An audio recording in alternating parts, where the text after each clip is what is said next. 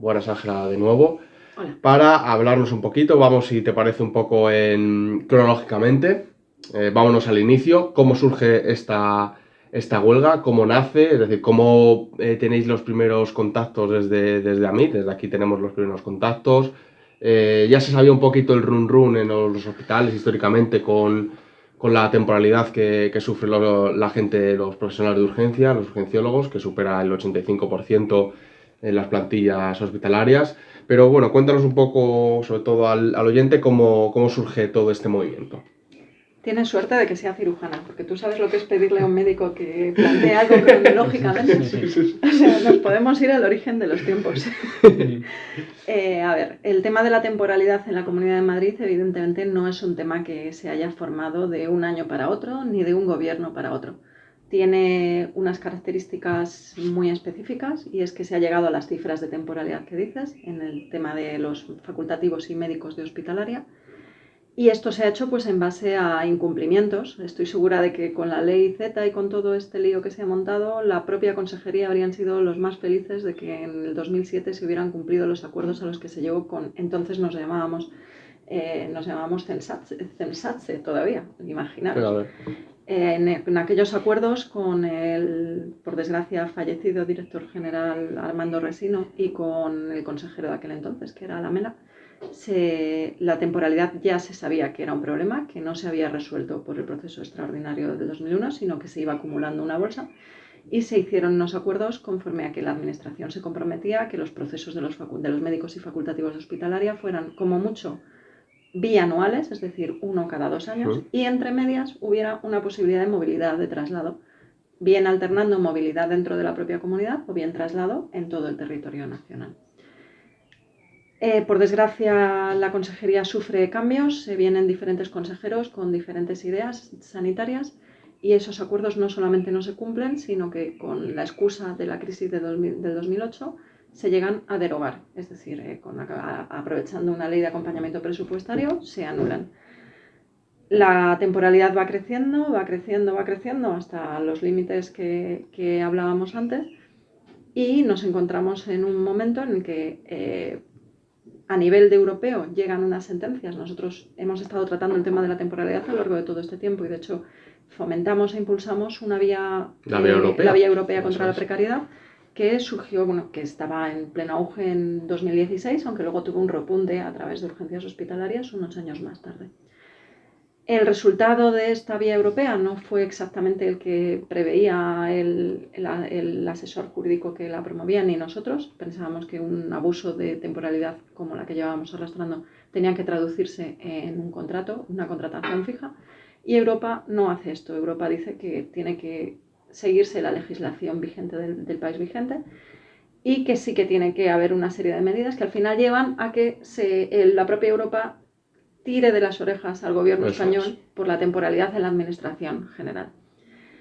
La administración general tiene una temporalidad alrededor del 30%, como decimos en médicos de hospitalaria en Madrid, alcanza más del 50%, y además es una ley, o sea, a Europa no se le ocurre que en España haya diferentes tipos de temporales.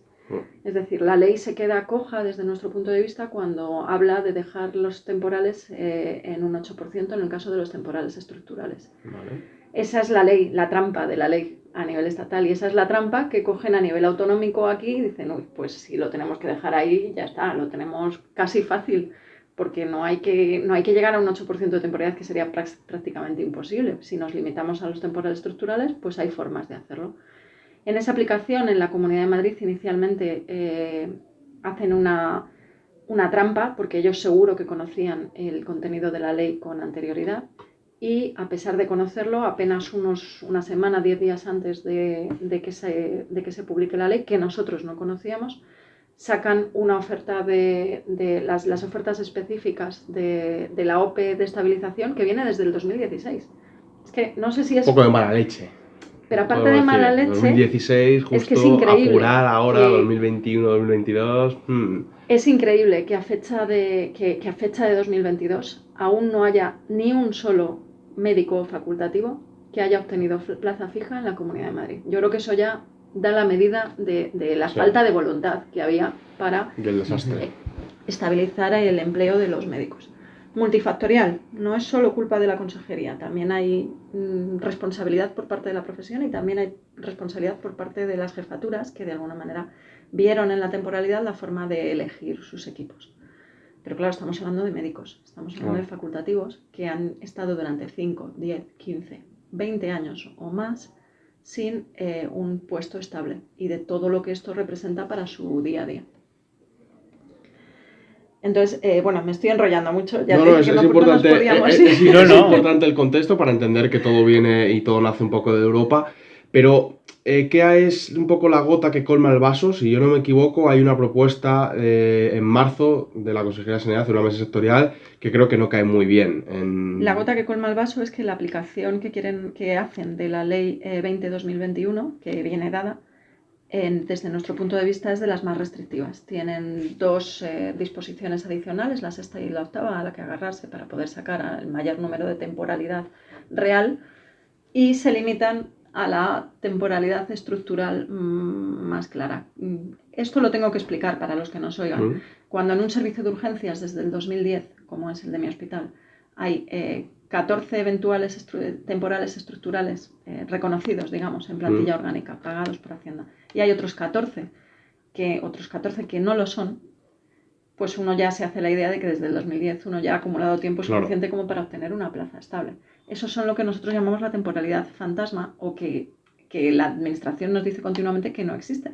Y nosotros les decimos que cómo no van a existir. Claro. Una cosa es que no existan desde el punto de vista administrativo porque estén pagados por otro cajón presupuestario que no sea el aceptado por Hacienda. Y la otra es que no les puedes decir a personas profesionales que llevan tratando las urgencias de la Comunidad de Madrid desde el 2010 que no existen. O sea, no podemos entender eso.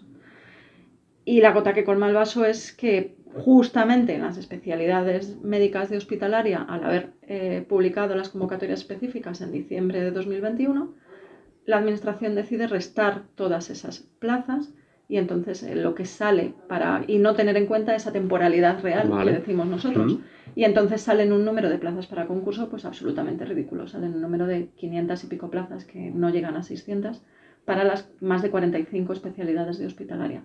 Cuando uno divide esas plazas entre las 45 especialidades, pues sale que a concurso que se van a poder beneficiar de la Ley 20-2021 son 10%, 2, 5, 10, depende de cada especialidad.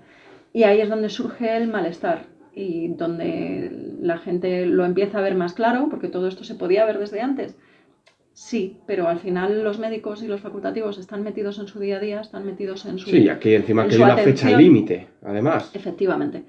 Y ahí es donde pues ellos se empiezan a organizar desde nuestro punto de vista en algo que no es absolutamente necesario, que era ir anular las OPEs. Nosotros eso, aparte de que sabemos que es muy difícil por vía jurídica, aunque respetamos lo que suceda, como no puede ser de otra forma, también teníamos los datos de la plantilla y sabemos que entran todos los procesos. En lo que insistimos mucho fue en que se aumentara el número de plazas que van a concurso de méritos, en el caso de los médicos, y en que aflorara toda esa temporalidad, digamos, no estructural, que haría que llegáramos a unas cifras realmente que son las que pide Europa y que son lógicas. Una temporalidad total dentro del sistema de un 8% es lógico. Más de eso es que estás haciendo las cosas mal.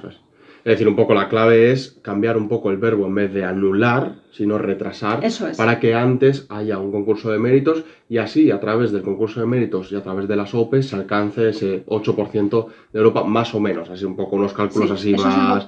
Eso es lo primero que nos compró, entre comillas, la administración. La administración no había caído, no entendemos cómo no había caído, pero ellos decían que no habían caído en qué necesidad había de hacer el concurso de méritos antes que la OPE. Ellos creían que se podía hacer todo a la vez. Les explicamos que la diferencia era brutal para una persona que lleva 15 años en un servicio estudiando y súper especializándose en una determinada área.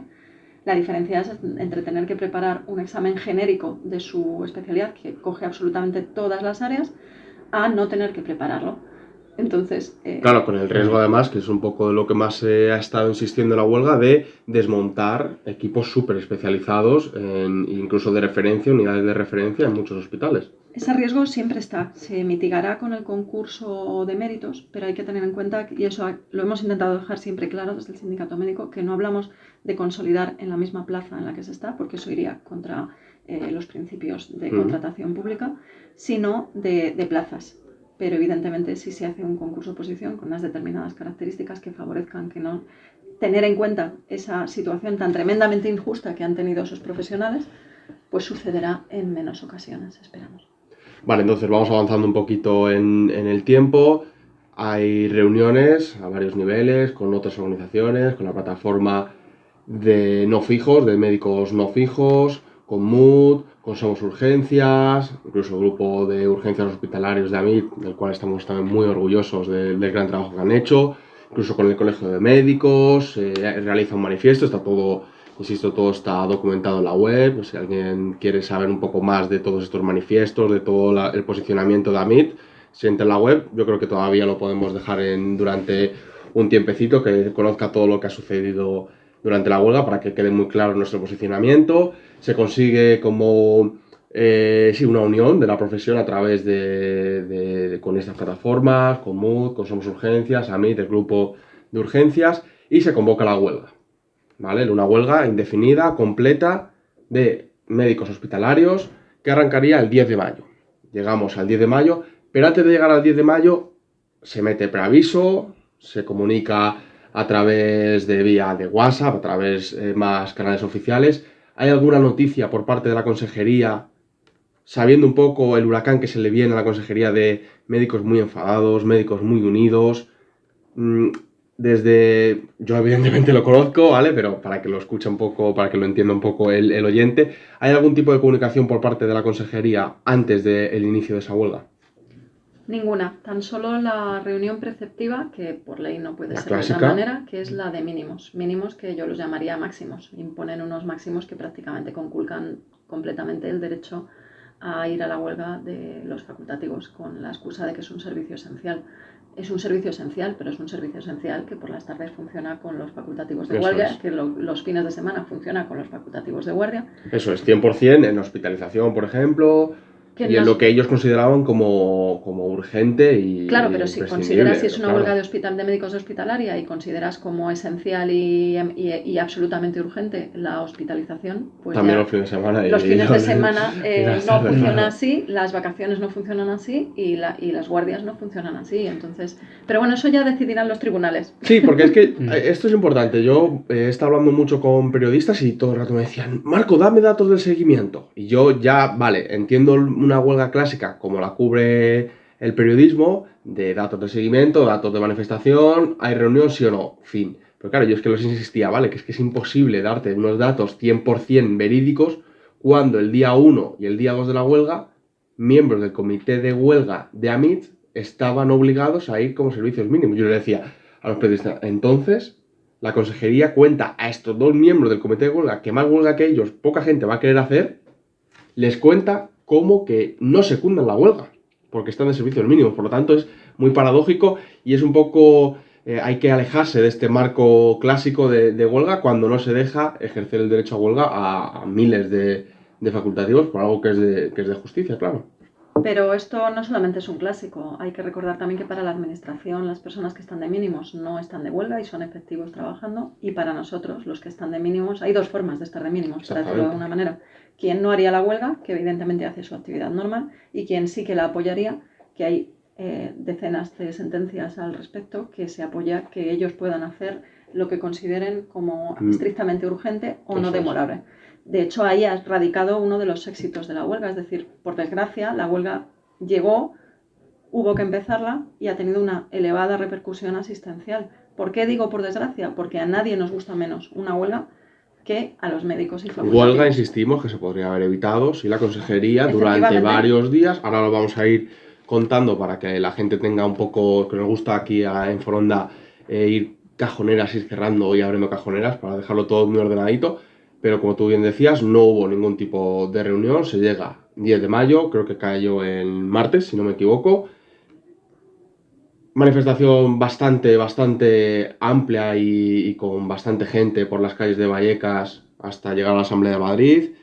Y casualmente, a esa misma hora, porque es así, casualidad, la Consejería de Sanidad convoca una mesa sectorial extraordinaria, dejando a varios portavoces de AMIT sin poder estar en la en la concentración, en la manifestación, pero bueno, son casualidades que da la vida, no sé, no sabemos muy bien por qué, cosas del calendario. Yo creo que lo hacen una máquina, sin querer, lo hace una máquina y dijo, uy, justamente este día. Evidentemente no es casualidad, esto está todo muy medido. Pero ¿qué sucedió en esa mesa sectorial mientras los médicos marchaban por las calles de Vallecas en protesta y para dar inicio a la huelga? Pues sucedieron cosas positivas y cosas negativas. Sin lugar a dudas, de las más positivas es que de las plazas inamovibles que nos habían dicho en el 14 de marzo que no podían sacar más, a las que después habían aumentado, aunque en base a otras categorías que no eran justamente de hospitalaria, con el impulso del ICOMED, porque hay que recordar que es que lo más destacable de todo esto es que realmente la profesión ha ido unida.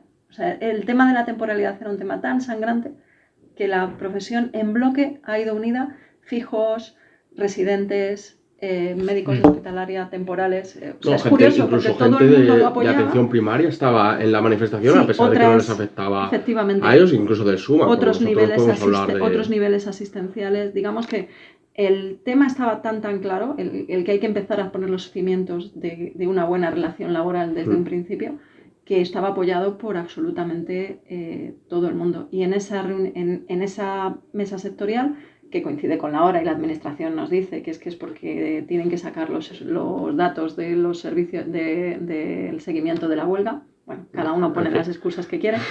En esa reunión, algo positivo que sucede es que las plazas de facultativos de hospitalaria que van al concurso de méritos ya se han elevado hasta 1.300, mágicamente se han elevado. Lo que era imposible en marzo, de repente, 10 de mayo, a través de una huelga, casualmente sube a 1.300. Hay que matizar, la Consejería de Sanidad en una nota vende que son 1.900, 1.800 para médicos. Hay que reducir los que afecta directamente a médicos hospitalarios, porque hay otras que van a atención primaria que de verdad también hay que dedicarles a ellos. Y que nos parece muy bienvenido, aunque tengan una temporalidad de menos evolución que los médicos hospitalarios. Pero es que durante toda la huelga ha estado ese juego un poco de la consejería de trilerismo, de intentar engañarnos, que son 1.900, pero bueno, la realidad es un poco que eran 1.200, 1.300. Bueno, pero eso lo han estado haciendo continuamente, como los titulares que la consejería y las organizaciones que estuvieron de acuerdo con este planteamiento, insisto, en el día de inicio de una huelga indefinida de una parte de las categorías representadas, han estado los titulares son que hay 9.000 plazas en Madrid van al concurso de méritos. Pues me parece muy bien, pero me parece muy bien que se beneficien otras categorías de médicos, que se beneficien otras categorías. Lo que no nos parece ni medio bien es que no se tenga en cuenta la injusticia tremenda que se ha producido con los médicos de hospitalaria. Voy a hablar por ti, porque tú tienes tienes tu cargo y tienes que ser siempre así correcta, ¿vale? Pero aquí, estaba todo escrito, tampoco estoy desvelando nada. Es decir, hay 5 sindicatos en la mesa sectorial, 4 de ellos, Comisiones Obreras, UGT, SATSE y CESID, firman el acuerdo con la Consejería de Sanidad. AMITS no lo firma, ya está, es que no hay más, y a ellos les parece bien la cifra que daban, perfecto. O sea, el sindicato de médicos que representa a los médicos, la cifra de 1.800, que en verdad son 1.200, 1.300 de hospitalaria, no le parece bien, no tiene por qué firmar. No pasa absolutamente nada. Vamos, era estar de acuerdo. No bien una firma escenificada como tal, sí, pero cierto. Vamos, era estar de acuerdo. Cierto, es decir, porque ya sabemos el rodillo un poco de la administración que hemos hablado en otros podcasts, pero es que yo creo que se debería tomar con cierta naturalidad, evitar ataques incluso entre sindicatos para, oye, pues si no estoy de acuerdo con esto, no tengo por qué estar de acuerdo. Es que no hay más, es que si nosotros tenemos nunca hemos seguido siempre la guía del respeto y de aceptar las decisiones que toma cada una de las organizaciones. Que cada uno explique lo que quiera y cada uno tendrá sus intereses, y el nuestro era que con 1.200, 1.300 no se podía estar de acuerdo con eso. De hecho, fíjate, si fue sencillo, estábamos Ander y yo en la misma concentración, saltó la noticia de la mesa sectorial, y estaba allí varios miembros de AMIT, miembros del comité de huelga, de todas las organizaciones. Se leyó el comunicado que se había sacado y dijeron, esto no nos vale. Se emitió un comunicado diciendo que era insuficiente a otra cosa, que tampoco pasa absolutamente nada. Surge eso, seguimos avanzando, pasan los días, vemos imágenes de hospitales llenos, de protestas, día tras día. La verdad es que es difícil tener que salir todos los días, mucho ingenio hubo para mantener la llama de una huelga, y de repente llega, cuando se cumple prácticamente una semana, llega la primera llamada.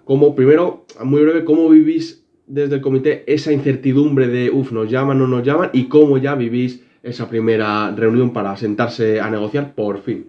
Bueno, pues hay que decir que dentro del comité el tiempo de espera se vivió, esa incertidumbre se vivió de una manera diferente. Quienes ya teníamos, por desgracia, experiencia en huelgas previas, pues sabíamos que esto podía suceder, que la consejería a veces se sienta y se queda esperando a que el conflicto se diluya solo.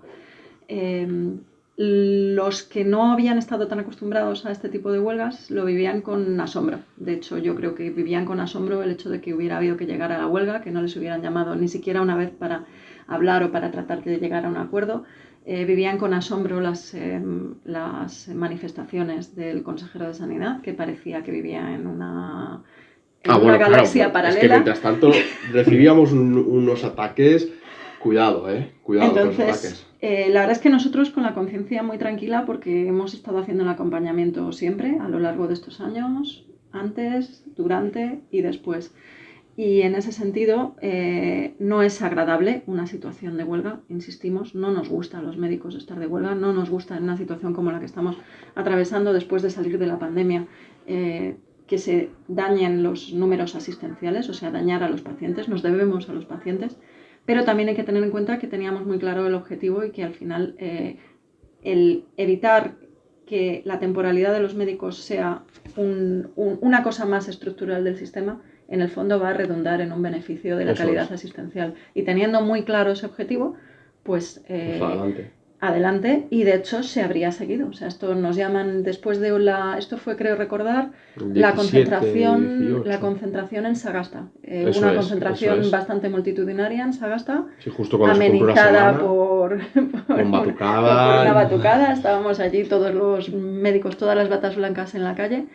Y bueno, fue curioso porque para empezar citaron para un día, luego para otro y luego cambiaron la localización. Sí. Entonces nos daba una idea de que había un cierto nerviosismo en el otro lado.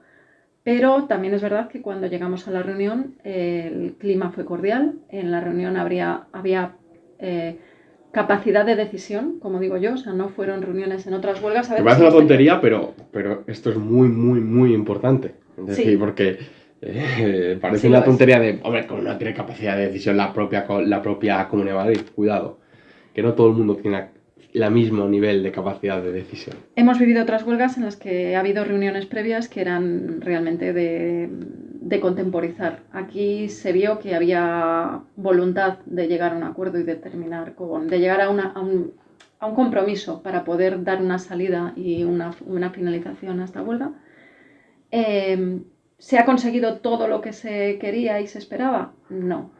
¿Se ha conseguido un avance importante respecto a lo previo? Consideramos que sí. La Administración nos sorprendió con una propuesta que ya había avanzado al Colegio de Médicos, pero que no había materializado de una forma concreta, que es que está en los estatutos de AMITS. O sea, ha venido a ofrecer una nueva forma de selección para los médicos y facultativos en la Comunidad de Madrid. En los estatutos de AMITS nosotros tenemos escrito y soñamos con que haya un momento en que, con todo el respeto al resto de categorías, pero consideramos que tanto la formación como la responsabilidad de los médicos y facultativos es diferente y que como tal hay que tratarla en un espacio de negociación diferenciado. No es exactamente eso a lo que hemos llegado, pero bueno, aunque sea dentro de la mesa sectorial, llegar a una forma de selección diferente para los médicos y facultativos es evidentemente un paso de gigantes. En el que hay otros actores empeñados en poner palos en la rueda y en no creérselo, y en que si se cumple, después se cumpla también para el resto de categorías, que no deja de tener su paradoja todo esto. Pero ahí no nos vamos a meter. Nosotros, si nos plantean algo bueno en una mesa de negociación, si vas a una mesa de negociación vas con buena fe, vas porque crees que la otra parte te está ofreciendo cosas que quiere cumplir. Nos fiamos lo justo. Vamos a ir siguiendo todo esto. Vamos, a decir, ya estamos muy, muy, muy cerca de terminar un conflicto. Ya te digo que es una semana y es algo histórico, por lo tanto, si se nos ha alargado un poquito esto, espero que la gente lo comprenda.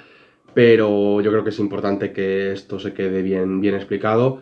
Se llama a la consejería, hay una primera reunión, se decide seguir las negociaciones al día siguiente. Se hace un gran ejercicio de no contar nada de lo que sucede en esa primera reunión, tanto la consejería como por parte del comité de huelga, para respetar las negociaciones, y porque si no puede dinamitarse todo.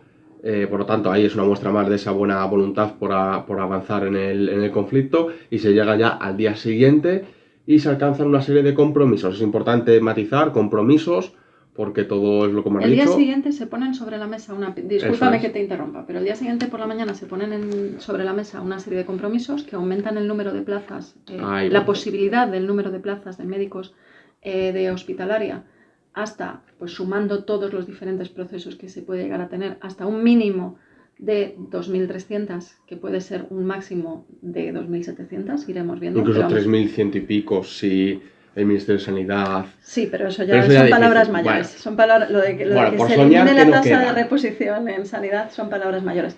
Pero ahí no se toma una decisión, ahí se hace un borrador de propuesta. Eso es muy importante. Y es muy importante porque hay una parte del comité de huelga que lo quiere confrontar con sus, médicos. Con los afectados. Y se llega a un acuerdo en el comité de huelga de forma que se presente de forma conjunta por parte del comité de huelga en una reunión en el Colegio de Médicos. Entonces esa reunión se produce por la tarde. Yo puedo decir, como secretaria general de AMITS reciente y como los años que llevo en el sindicato médico, que fue quizás una de las reuniones más duras a las que he tenido que asistir, porque yo entiendo que los ánimos estaban muy, muy a flor de piel, que las situaciones de injusticia son muchas y variadas, es decir, es injusto el que lleva con una temporalidad de 3 a 5 años, es injusto el que lleva con una temporalidad mayor de 5 años. No sé cómo calificar ya al que lleva con una temporalidad de más de 20 o al que había médicos, había especialistas que hablaban que se iban a jubilar en 1 o 2 años. Entonces, eso es muy doloroso. Y había también, pues la consejería puso sobre la mesa una propuesta levemente mejor para los médicos de urgencias hospitalarias, que también arrastraban una situación bastante peor, porque no han tenido OPS durante todo el tiempo y tenían más del 85% de temporalidad. Pero bueno, la administración juega sus cartas y hay una situación bastante tensa en la que había riesgo de fractura de esa unidad, que afortunadamente no se produjo. Se produjo una aceptación de los compromisos a los que se había llegado, no como la mejor de las soluciones ni como la panacea, pero sí entendiendo que era un paso adelante y sí entendiendo que es muy importante esa unidad del comité de huelga para continuar vigilando los compromisos alcanzados. En ese vigilar esos compromisos alcanzados, el puesto del sindicato médico es primordial, en el sentido de que todo esto se tiene que canalizar a través de la mesa sectorial. Y el que estemos en la mesa sectorial viendo si realmente la administración da pasos para cumplirlo o no, pues es fundamental, porque tenemos ya mucha experiencia, a veces negativa, como en el caso de los acuerdos del 2007. Pero vamos a estar ahí vigilantes y muy atentos a que todo esto vaya bien. En la última reunión que se produjo en la mesa ordinaria, asistimos como algo muy positivo al hecho de que desde la Dirección General realmente se refrendó y se defendió todos los compromisos a los que se había llegado para salir del acuerdo de huelga. Y realmente es algo que vemos como positivo y vamos a ir viéndolo. Como negativo, pues que los tiempos de la administración son los que son, y cuando una persona que ha hecho huelga, que ahora le van a descontar a finales de mes, piensa que ya está, que se va a resolver inmediatamente. No se va a resolver inmediatamente. Los procesos de la administración son largos y tenemos los próximos 6 meses para desarrollar el modelo de concurso de la Ley 20-2021 y el modelo de concurso de méritos de las plazas de reposición para médicos y facultativos. Durante los próximos 6 meses van a ser muy interesantes para objetivar el grado de compromiso de la administración con su propia propuesta. Para que la gente un poco se quede más tranquila, es decir, lo que sucedió, yo estuve viendo en la reunión en el Colegio de Médicos y a ver, cuando se dice tensiones, es entendible, un poco lógico, de repente se levanta un médico afectado, cuenta su experiencia, cuenta su caso, y un poco como esto es un poco para los valientes, los que dan la cara, pues tienen la posibilidad de tener que confrontarse, pero claro, mucha gente luego matizaba, a ver, que no estoy enfadado con vosotros, yo me refería a la Consejería de Sanidad, o muchos, incluso miembros del comité de huelga, decían, oye, que yo no soy el responsable de esto, es decir, que esto es culpa de la administración, recordemos quién tiene la culpa de esto, ¿vale? Así que un poco, cuando se refiere a esa tensión, es un poco, hablamos de una huelga histórica y también muy pasional, se puede decir. Así que, bueno, yo creo que ha quedado bastante claro, sobre todo queda ese último mensaje de que hay que estar vigilantes de todo esto, porque si no esto se puede reactivar en cualquier momento, que era uno de lo acordado así entre comillas, o que quedó un poco latente en esa asamblea, bueno, pues si no se cumple, ya hemos visto la fuerza que tenemos todos juntos y la fuerza que tiene la profesión, así que yo creo que hay que darle la enhorabuena a Ángela por cómo vivió esa semana y media.